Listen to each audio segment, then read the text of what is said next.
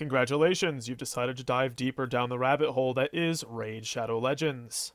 This rundown of the various mechanics is not going to have any kind of pretty pictures, so go ahead and feel free to leave it up in the background while you do something more important. Also, this isn't going to sound as pretty as it possibly could. Because of the fact that I expected it to be sped up by so much, I didn't really try too hard with many of the takes that I kept. Anyway, that's all from me. God help your soul.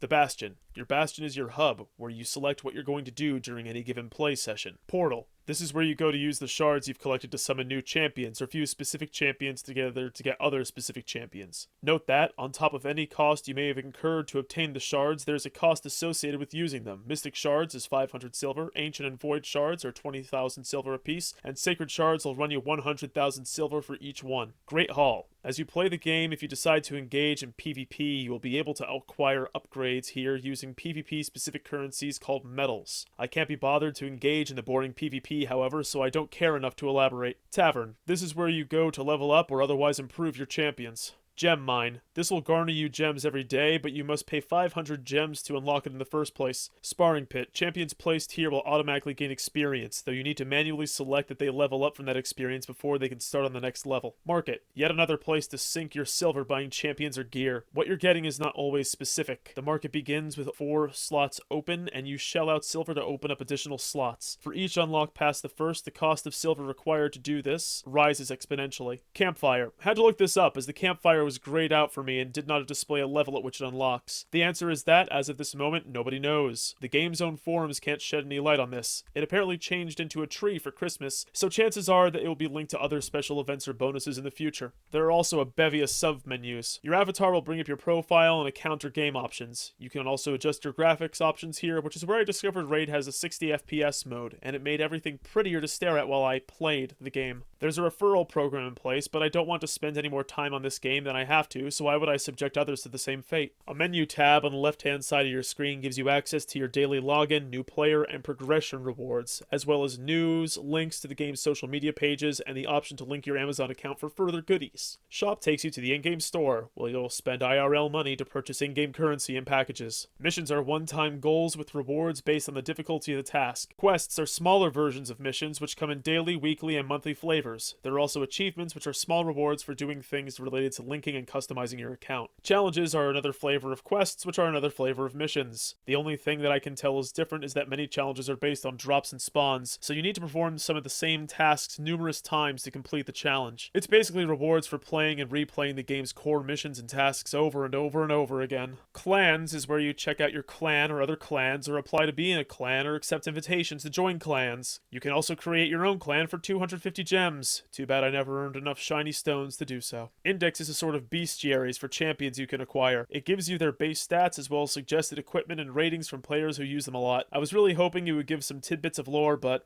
no such luck. Champions is where you can view and kit out your champions before you head off to war. Hooray for war! Battle brings you to the game mode selection screen. The little chat box with 3 dots brings up the chat log. This is mostly people promoting their clans, people asking to be in a clan, or notifications when a player upgrades some champion or item in their inventory to a sufficiently impressive level. The treasure chest is where you find items from promotions or other rewards you weren't able to accept because your inventory was full. A lot of items you buy from the store also go here by default. Some of the promoted daily offerings from the store also have icons on the screen, as well as your daily playtime rewards and events you might want to take part in. These events are, so far as I can tell, free, so don't forget to check here at the end of each play session to collect your goodies, or see how much more you need to do to get more goodies if you decide to play the game for reals. Champions! Flavors. There are 4 flavors of champions: cherry, blueberry, lime, and grape, and they play out in a rock, paper, scissors, mushroom relationship. Cherry beats blueberry, which beats lime, which beats cherry, and grape has no particular advantage or disadvantage against the other flavor profiles. Factions. Champions also have factions they belong to, which influences some of the gear they can wear. I don't believe there's anything else their factions have any bearing on. Lore? No, get out of here, you aren't wanted. Tier. This is effectively the rarity of the champion, and determines what level they can get up to. I say effective tier because lower tier champions can be upgraded to a higher tier if you let them eat enough other champions of the same tier. The tiers are common, uncommon, rare, epic, and legendary. Stats. Champion stats, which judge their attack power, health, critical hit chance, defenses, etc., can be boosted by various pieces of equipment or masteries. Skills. Most champions champions have at least 2 skills, and some of the better ones have auras. Auras are passive abilities that, if the champion with the aura is said to be the party leader in a given encounter, will give some kind of boost to the whole party. Getting champions. You can get champions by playing the story or beating dungeons, through promotions such as daily login rewards, earning shards which allow you for a fee to summon a random daily champion at the portal. You also get 1 mystic shard free each day and 1 ancient shard free every week by purchasing them from the market with silver, purchasing them from the in-game store, or fusing specific champions together to create other specific champions. Can you believe we're only halfway through? Upgrading champions. Champions can be leveled up by having them engage in combat, sacrificing other champions in the tavern for a fee, to give them large sums of XP based on the sacrificed champion's level and rarity, having them drink brews which are obtained through regular gameplay or the in-game store, putting them in the sparring pit where they will level up after a certain amount of time has passed. Note that you cannot just leave them in the sparring pit, leave, and return to a champion several levels higher the next day. You need to go in and accept the level up before the champion will start on the next level. You can upgrade the sparring pit to hold up to 5 champions to train in at a time, and to increase the speed at which a given slot will upgrade the champion placed therein. Champions can be ascended, which upgrades their base stats by using potions, which can be obtained in various dungeons. The potion must match the color of the champion you are ascending. Regardless of the flavor of your champion, you will also need arcane potions, which are obtained in the same dungeons or via the in-game store. Champions can be ranked up to a higher star rating by sacrificing champions of the same rank they are currently on. This will allow them to level up past their previous maximum. Champion skills can be upgraded using tomes for a fee, which are obtained either through the in-game store or completing various quests or events. These come in several rarities. Champion stats can be increased via mastery, which is upgraded using scrolls. Scrolls are obtained primarily, if not exclusively, in the Minotaur dungeon. Each tier of upgrades past the first row costs exponentially more scrolls, and there are 3 rarities you can obtain which are needed at different points in the upgrade process. Equipment. You can kit out your champion in several types of equipment. Artifacts. These are the standard pieces of equipment, including weapon, helmet, shield, gauntlet, chestplate, and boots. They come in an array of rarities, which are then subdivided into an array of ranks. And if you equip multiple pieces from the same set, you get a bonus linked to that set, such as increased attack or defense, lifesteal, a shield, better speed, etc. Accessories. Rings, amulets, and banners give you further boosts. These need to align to your champion's faction, which you can find in the accessory sub-menu. Glyphs. Not equipment in their own right, but rather something you attach to armor to boost the stats and abilities of existing artifacts. Currencies. Gems. This is the pay-to-win currency, the one you purchase with real money. Like most other games of this variety, you are given a small amount of them through normal gameplay, but not enough to actually matter in the long run. You can also open up the mine, which will farm gems for you automatically, but this requires 500 gems to unlock in the first place, and in 5 days and about 15 hours, I could not manage to open it up. Energy. Limits how many battles you can get yourself into each day. The maximum amount of energy you can accrue over the course of the day increases with each level, though it is possible to go over that limit. Energy generates at a rate of 1 energy per 3 minutes unless you are at or over your cap. Arena tokens allow you to do things in PvP sections of the game. The arena. It's not a very engaging part of the game, and this from a game which is already far from engaging. Clan raid keys. These give you access to the clan bosses, which, if defeated, will give you high tier rewards, and you get these keys organically simply by waiting 6 hours or shelling out 100 gems. Clan bosses can only be accessed if you are in a clan, which makes sense as the bosses themselves require multiple players to defeat, or so I hear. Silver. Easily the most on-demand currency in the game. Silver is required for almost every upgrade or unlock. Even swapping out your gear requires silver to perform, and the higher level or tier the items or champions you're working with, the more silver you'll need. You can easily blow through hundreds of thousands of silver in a day trying to upgrade even mid-tier equipment, and that's only one place that you need to spend your silver in order to be an effective player. Game modes. There are 5 ways to play a raid. Going into a battle in each of these game modes costs as little as 4 energy, but it goes up depending on what you're challenging and at what level. The most I saw in my 1 week of playing was 10 energy per run. Some game modes use other specific items as entry to a run rather than energy, like keys. Campaign. Play through the campaign, which has a very bland story even for a mobile game. It takes itself too seriously for something that essentially boils down to, and then you had to fight. Dungeons. This is where you go to grind for equipment and upgrade materials. Some of these are only available in the dungeons. Each dungeon has the same boss at the end of each encounter, no matter which of the 4 colors they happen to be. Faction wars. You know those factions your champions belong to? Each of them has a crypt, and you need to defeat the crypt keeper of each to get goodies. Hooray for goodies! You use crypt keys to get in here rather than energy, which sounds great until you find out that only champions from the Crypt's faction can enter, so don't expect to breeze through with your strongest team comp, unless they all happen to be from that one faction. Arena, the boring PvP. You can set a defensive crew here if you really want, and take part in it passively. I don't care enough to delve any deeper. Clan boss. If you have a clan, and a clan boss key, you can go here to fight that boss with other members of your clan. For goodies, I know how much you like goodies by this point. Any of the single player options on this list can set to multi-battle a given encounter, provided you have already beaten it once, in which your team of champions will run through that level over and over again. There are options for selling equipment you pick up, swapping out champions when they hit max level, and refilling your energy if it runs out, all automated so you can watch videos of kittens on YouTube while the game does its own thing. You can set up to 100 multi-battles every day, but that would require that you have access to at least 400 energy, more if you want to take on dungeons with more valuable goodies.